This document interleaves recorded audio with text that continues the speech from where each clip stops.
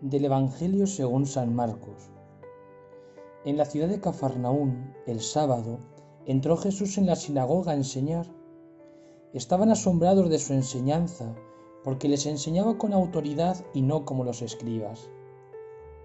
Había precisamente en su sinagoga un hombre que tenía un espíritu inmundo y se puso a gritar: ¿Qué tenemos que ver nosotros contigo, Jesús Nazareno? ¿Has venido a acabar con nosotros? Sé quién eres, el Santo de Dios. Jesús lo increpó: Cállate y sal de él.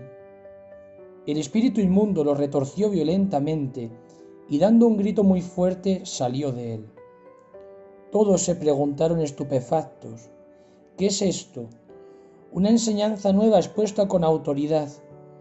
Incluso manda a los espíritus inmundos y lo obedecen. Su fama se extendió enseguida por todas partes, alcanzando la comarca entera de Galilea.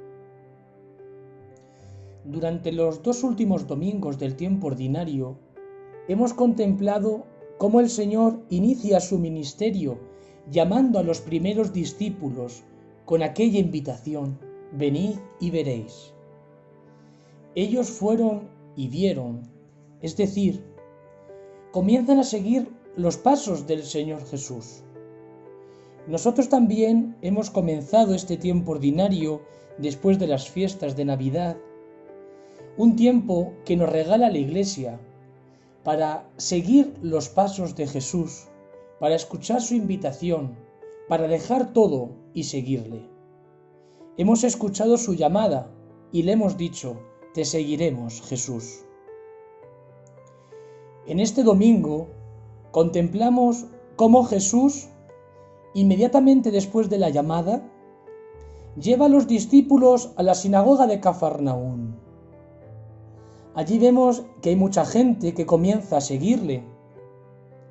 Pero ¿cuál es la intención de Jesús de comenzar a mostrar allí su corazón en la sinagoga? Descubrimos cómo se asombraban de las enseñanzas de Jesús y se admiraban porque les hablaba con autoridad. San Jerónimo dirá: ¿qué es esta nueva enseñanza? ¿Por qué nueva? Porque manda con autoridad a los espíritus inmundos. No invoca a ningún otro, sino que él mismo ordena. No habla en nombre de otro, sino con su propia autoridad. Tanto es así que el espíritu inmundo hace esta afirmación: sé quién eres, el Santo de Dios. La autoridad de Jesús no es una autoridad humana como quizás podamos entender nosotros, sino que su autoridad le viene de lo alto. Él es el Santo de Dios. Jesús se revela como el Santo de Dios.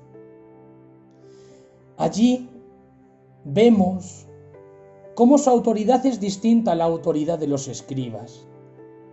La autoridad de estos sería una autoridad falsa, una autoridad quizás muy humana, con alguna palabra o dejando una idea.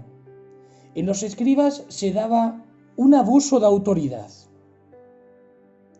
Todos nosotros podemos estar tentados en hablar en nombre de Jesús, en decir a otros lo que nosotros pensamos que Jesús está diciendo, y muchas veces podemos tener la tentación de abusar de autoridad, de que en esa proclamación, en ese diálogo con el otro, en decirle que Jesús le dice o le deja de decir, se puede mezclar en nosotros quizás cosas humanas. En nosotros se puede dar también este abuso de autoridad. Pero Jesús enseña a sus discípulos a que no tienen que tener en su predicación la autoridad de los escribas, sino que la autoridad en hablar de los apóstoles tiene que ser la autoridad de Jesús. Ahora entendemos por qué Jesús, después de llamar a los primeros discípulos, les muestra que Él habla con autoridad, para evitar que en los corazones de estos primeros discípulos exista este abuso. Hay que pedirle al Señor mucho discernimiento y mucha luz al Espíritu Santo, para que no nos pase como los escribas, para que no abusemos de autoridad con los hermanos al proclamar la palabra de Dios, sino que hablemos como Jesús, sin abusar de autoridad.